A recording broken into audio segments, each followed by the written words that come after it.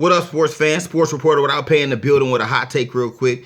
So it amazes me, man, that 5 years later, we still having this same conversation. I keep finding myself talking to people that swear up and down. 5 years later, we talking different rosters, changeover, that people still talking about Mark Jackson and what he did for Golden State, and Steve Kerr's not a great coach, and that's Mark Jackson's team, and, he's responsible for that success. It's just absolutely crazy.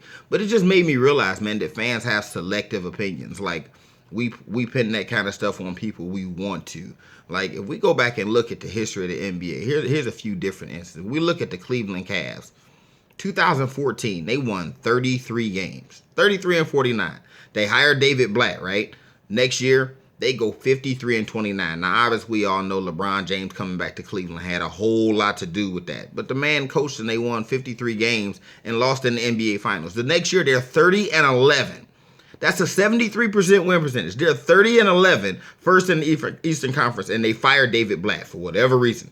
Tyronn Lue comes in. They finish 27-14. That's about 65% of their games they won the rest of the regular season. They win the title, beating Golden State in 7, coming back from down 3-1. Nobody ever says, oh, well, that was David Blatt. He was responsible for that success. Nobody ever says that about Tyronn Lue. I don't think anybody considers him a great coach either. But nobody ever gives David Blatt the credit for Tyronn Lue's success. Like, he was the man sitting at the head of the bench when they won those games. Nobody ever goes back and says, well, David Blatt came along and turned the franchise around, right? And I think he's another guy that was unfairly fired, but that's neither here. The man was 30-11 when he got fired, which is crazy, right? Another situation. You look at the Detroit Pistons. Everybody remember, they won their back-to-back championships. The next year, they lose in the Eastern Conference Finals to the Chicago Bulls, right, in 1991. After that loss in the Eastern Conference Finals, they went 10 years without winning a playoff series. 10 whole years without winning a single playoff series. Few playoff appearances, they lost in the first round every time. 2001, they win 32 games. All season, they hire Rick Carlisle. Rick Carlisle comes in. Pistons go 50-32 in back-to-back seasons. He loses in the second round, then he loses in the Eastern Conference Finals. Obviously, at this point, he has turned that franchise around. 32 wins, they hire him, they go 50-32 twice. Second round, Eastern Conference Finals. After 10 years of just just being awful, right? He comes in and changes the franchise around. They fire him after 2 years. Larry Brown comes in. They go ahead. They win a championship. Nobody ever looks at Larry Brown and says, well, Rick Carlisle really the person that turned that team around. Nobody ever says that. They just, hey, Larry Brown's a great coach, right? And let's talk about two of the quote-unquote all-time great coaches, man, who I think don't get enough ridicule for some of the situations that they found themselves in. If you want to talk about, coaches landing in great situations and a good team being dropped in their lap and them finding, not having to turn a franchise around, two of the quote-unquote greatest coaches of all time found themselves in those kind of situations. We'll talk about the great Pat Riley, right? 2002, 2003, he's coaching in Miami. Miami wins 36 games under Pat Riley, then 25 games under Pat Riley. They missed the playoffs both times. They fire Pat Riley. They bring in Van Gundy. Van Gundy wins 42 games, lost in the second round. Then he wins 59 games, losing the Eastern Conference Finals. Again, at this point, Van Gundy has now turned that franchise around, right? They start off rough the next year. They go about 11-10. Pat Riley fires Van Gundy, inserts himself. They go 41-20 the rest of the way. They win the title. Nobody says, hey, Van Gundy is really the guy that turned that franchise around. Pat Riley just picked up the pieces and went ahead and won. Nobody gives Van Gundy his props for that. It's just, because Pat Riley's such a great coach, right? Just for the record, the next 2 seasons after that championship, with Pat Riley at the head of the bench, Miami goes 44 wins, loses in the first round. Then they win 15 games. So they went from a 5-year stretch of Pat Riley coaching, winning 36 games and 25 games. Van Gundy turns the franchise around. Middle of the year, Pat Riley inserts himself as the coach, win a chip. Then the next year, Pat Riley goes 44-15. 44 wins, then 15 wins. So in the 5 seasons Pat Riley coached Miami, 36, 25 wins, 44 wins, 15 wins. And in the middle of that, he took Van Gundy's team and won a championship. And nobody ever says, well, Van Gundy's responsible for that success. That's all right. Because Pat Riley is great, right? Think about the great success he had in the 80s with the Lakers. The Lakers that were led by Paul Westhead and won a championship in 1980. Win 50, 60 games in 1981.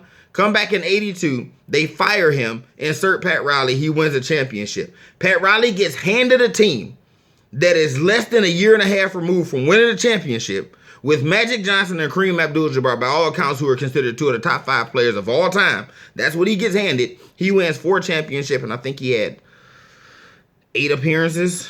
8 appearances. He goes 4 out of 8 in the 80s. And we consider him this great coach, right?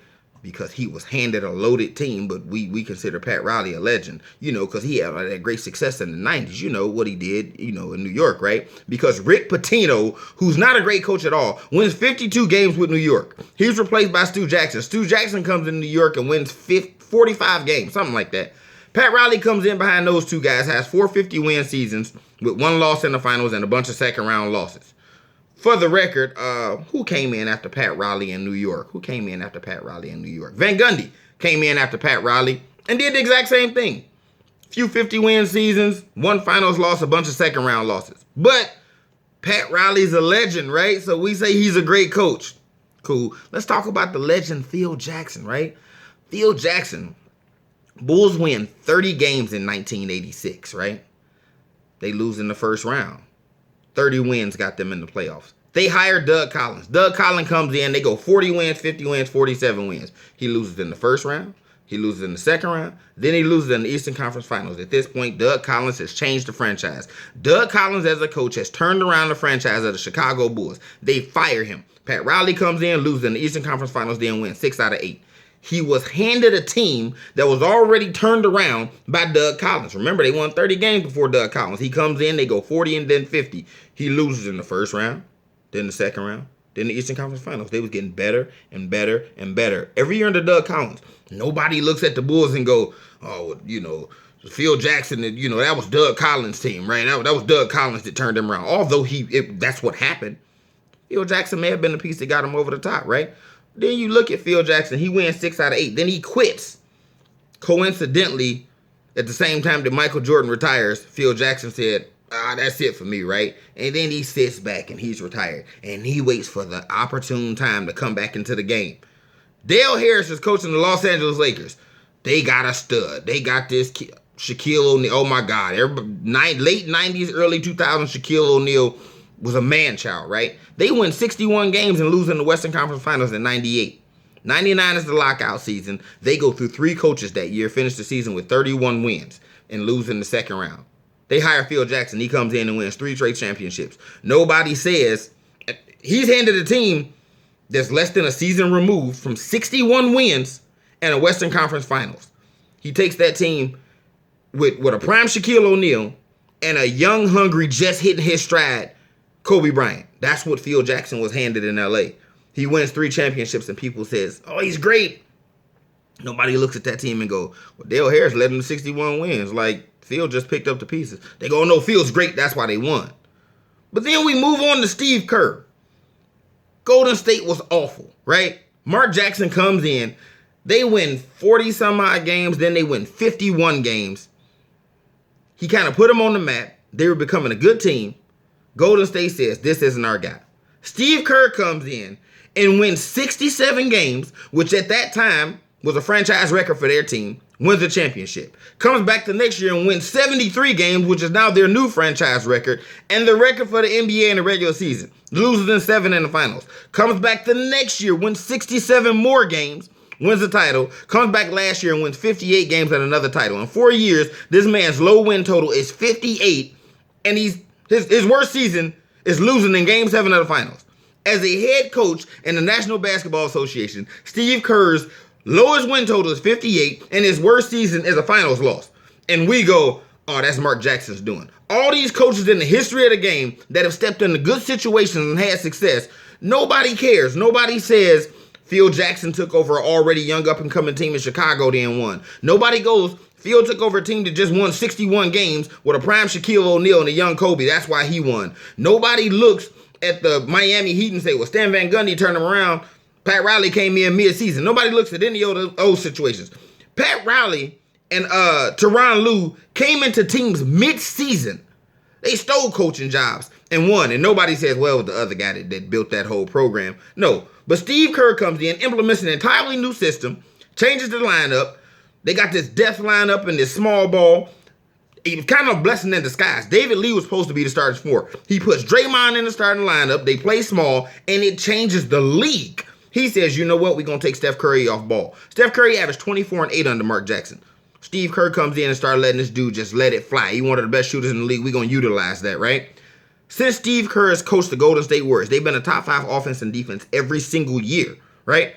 But we look and say, oh, Mark Jackson did that. No, Mark Jackson didn't do that. The Warriors couldn't score like that under Mark Jackson. The Warriors wouldn't be the Warriors they are today under Mark Jackson because he just wasn't that kind of coach. Steve Kerr was the piece that got him over the top. This man is a great coach. Again, 67, 73, 67, 58. My camera shut off on me. But like I said, man, 4 years, 67 wins, 73 wins, 67 wins, 58 wins. NBA Finals championship, NBA Finals lost in 7, NBA Finals championship, NBA Finals championship. Just get over it, man. The man is great. He's a great coach. Give him his props.